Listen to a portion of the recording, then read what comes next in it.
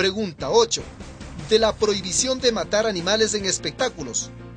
¿Está usted de acuerdo que en el cantón de su domicilio se prohíban los espectáculos que tengan como finalidad dar muerte al animal?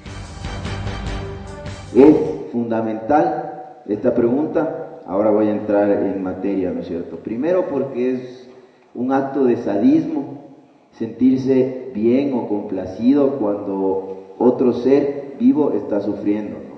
Y aquí hay un cambio en la moralidad, y aquí hay un cambio fundamental en el modelo civilizatorio. Para nosotros, para aquellos miles de jóvenes que creemos que se puede generar un cambio, que se va a generar un cambio, es necesario cambiar nuestra relación con la naturaleza. Es fundamental cambiar la relación entre el hombre y la naturaleza. Entonces, ¿cómo va a ser posible en ese marco que haya un grupo de personas, además prepotentes, que haya este grupo de personas que son los directamente descendientes de los españoles que nos quitaron la tierra, que se hicieron ricos con la primera expoliación, con la primera invasión, se diviertan con el sufrimiento de un ser que, solo para que se hagan una idea de cuánto sufre ese animal, tiene el mismo sistema nervioso que nosotros, tiene la misma cantidad de terminaciones nerviosas que nosotros, es decir, sufre exactamente igual que nosotros. Entonces, imagínense lo que es que a ustedes les rompan toda su columna vertebral, les rompan todos los músculos del cuello para que ustedes bajen la cabeza y el payasito ese con licra empiece a burlarse de ti, ¿no es cierto? Te perforan los pulmones. Normalmente el toro se ahoga en su propia sangre, le clavan esas pullas, ¿no es cierto? Le clavan las banderillas. ¿Cómo va a ser divertido eso? ¿Cómo vamos a permitir en una sociedad que quiere cambiar, que hay un grupo, insisto, de prepotentes que se diviertan con eso? ¿No es cierto? ¿Han visto esas imágenes del toro? Pensemos, por ejemplo, que el toro es un animal herbívoro, es un animal que come hierbas, es un animal que tiene sí ese instinto agresivo, pero ese instinto agresivo lo conserva en su carga genética como cualquiera de nosotros si somos atacados. Entonces, no sé si vieron la semana pasada un toro, se salta la cerca, ¿no es cierto? ¿Por qué? Porque lo que más quiere es salir de ahí, lo que quiere en lo inmediato es salir de ahí y volver a su idilio en el páramo, ¿no es cierto? Entonces, insisto en la idea, ¿cómo vamos a permitir, cómo podemos hablar de que no queremos violencia cuando exaltamos la violencia?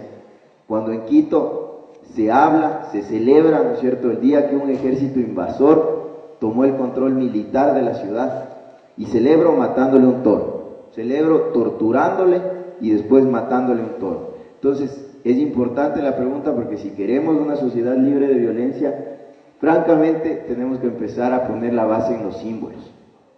Ese símbolo de violencia debe ser erradicado. Después está el tema de que coincidencialmente, ¿no es cierto?, los lugares en donde se mantienen las corridas de toros a la usanza española no solo son los lugares donde más población indígena hay, sino además son los lugares donde se mantiene esta suerte de latifundio, ¿no es cierto?, donde las relaciones de producción del capitalismo no han llegado a instalarse totalmente, ¿no es cierto?, se mantiene esa relación del hacendado, ¿no es cierto?, con los indígenas. Coincidencialmente pensemos, Riobamba probablemente sea, Chimborazo probablemente sea la provincia donde más corridas se hacen, es la provincia con mayor población indígena. Pensemos en la localidad de Cayambe, pensemos en la Tacunga, pensemos en Tungurahua. No es coincidencia, pues, que sea el símbolo del poder de esos latifundistas, ¿no es cierto?, de estas personas que mediante la invasión militar española se quedaron con la tierra que no les pertenecía y les empezó a pertenecer porque llegaron con armas, ¿no es cierto? Y estos señores además son prepotentes, no solo es la renovación del símbolo colonial, de decir, nosotros tenemos el poder todos los años en las fiestas de la ciudad.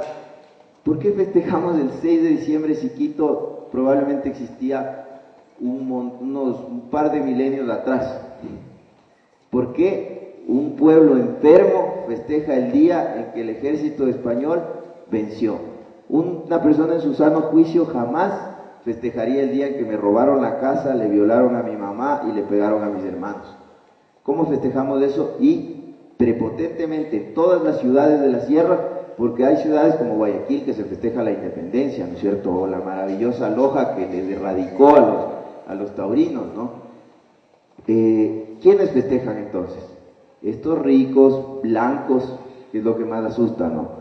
Una especie de apartheid, ¿no es cierto? Festejan el día de la fundación española de la ciudad.